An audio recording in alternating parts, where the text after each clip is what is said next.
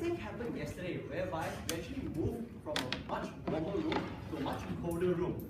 And I actually sat in it for almost, I think, 10 hours straight. So by the time I was driving home, I was actually craving for a hot bowl of soup torpedo, or what people actually known as is a bull penis soup. So I was trying to look for it, but I couldn't find it anywhere. And speaking of not being able to find it anywhere, I have a couple of mates that came over from Belgium, actually my uni friends. So I brought them out for a kind of whole garden. And for the record, whole garden is actually from Belgium. So they gave me a nice whacking for actually giving them a whole garden. They actually wanted something more original, more local, something along the line of a local Sarawakian tua. So I tried looking for it again, but then again, I couldn't find it anywhere because it's not featured anywhere. So, bull penis soup, tua, or maybe exotic biawak curry, these are local delicacies special to our beloved Malaysian food. It is not featured anywhere, or is it in any extensive promo covered anywhere. And this is where our team, myFood, comes in to fill in the gap. With all the frustration we have in mind, we came up with an idea of developing an interactive app that provides an extensive database of hidden gems, or local delicacies, or some might call it exotic food. So, how does it work? Glad some of you asked. We will be developing an interactive app to allow food enthusiasts to search for local delicacies, filter them based on their own preferences or cuisine. Once you have found the food, you can actually use the in-app link to start driving over there by using a Waze, which we can connect through Waze. If you are a foreigner or if you are a student and don't have a car, fret not, my friend, because we can partner with Uber and GrabCar. Our app also allows users to share information or the things that they have eaten on social networking websites. Therefore, that will allow us to reach out more to more users. Okay, over the last 52 hours, we managed to put together some very limited but good data. About 82% of sampled survey are likely to use a mobile app to search for local delicacies. Meanwhile, about 73% of sampled survey are likely to share these reviews and findings on our app. Okay, now, our business model is quite simple. First thing first, we need to gather a huge amount of data.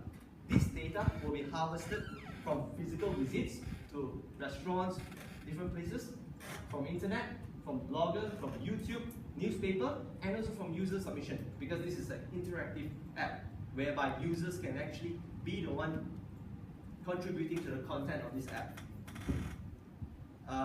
This will allow us to get more and more information whereby we can share it again to more users. Now, obviously, at the end of the day, we need to generate some cash to pay the bills. With the flow of traffic, we can get relevant F&B companies to come in to put ads on our app. So imagine right now you are in KL sitting here, you are craving for a nice bowl of Penang curry meat, but Penang is too far for you to go over there. So what you can do is you can try to cook it at home, and the recipe is online via our sponsors, our affiliated F&B companies. So you get to cook it, they get the clicks, put together, that's where our cash will come in. So in the future, in an extensive database and traffic that we will get, we plan to bring this on to the next step. Probably we can work with the Tourism Malaysia to bring it up, get more foreigners to come in for our local delicacies. But this is something much further into the future. Certainly one might question, how long this hype can last? The answer is simple. Humans love to eat. We Malaysians, we survive to eat. So with about 30.8 million of Malaysians growing, even a small fraction is enough to get all the eyeball and all the click to get us started. So we're going to have done this without the support of our team.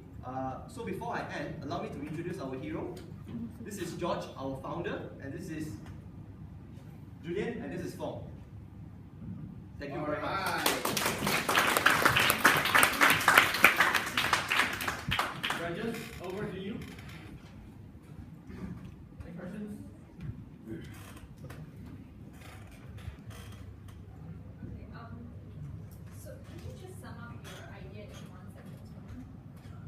basically, we aim to create an app to put together a centralized database that will have the whole list of local delicacies based on the location. So, have you heard of Zomato?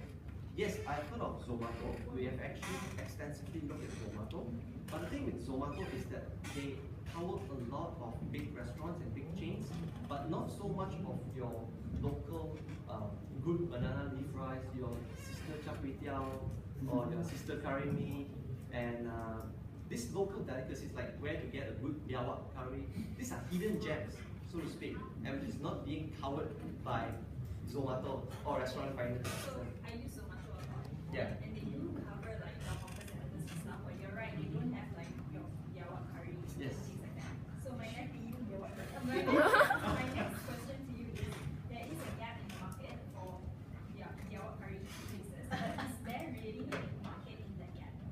Based on the survey we have done, actually a lot of people like exotic food, not to the extent of biawak curry or boo soup, Right. but the market is there. Because us around, a lot of people actually maybe head to Penang, head to Sarawak, look for food.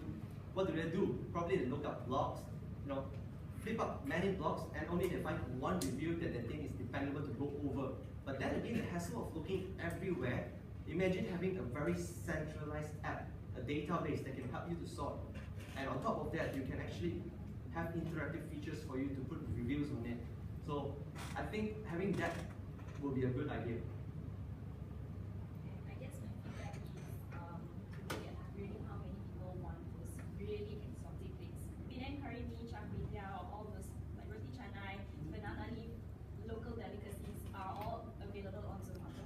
So if your USP is finding these extremely extraordinary local delicacies, how many people want them? Okay, noted. I'm just going to touch a little bit on it again because it's related. So you are banking on these hidden gems, right? That's right. And sometimes that hidden gem could be this pakcik with a warung that's been there for the last 40 years, but hidden under a tree. That's right. So that's who you are aiming for. He probably sells some awesome biawak curry. Yes, Okay? yes. But your advertisers is not that pakcik. Your advertisers are probably your Italianis and your chilies because these are the guys with money to advertise lah. So one is your mainstream restaurants, one is your hidden warung under a tree biawak curry. The thing is, based on our sample size and based on the survey that we have done, a lot of people are actually willing to contribute or actually willing to download the app to come over. I'm just going to finish that. So with an estimated of our sample size and incoming traffic, I'm sure with that we are able to attract some of the sponsors and advertisers to come in. All right, thank you. Thank you, everyone. And finally, can we have Paula? Get ready. Hi, good evening, everyone. My name is Cheah from pretty much. Okay, from my food, local delicacies, young people. I'm sure we as Malaysians we share food like the food, but you know that at the same time create a lot of waste. Imagine 1/3 of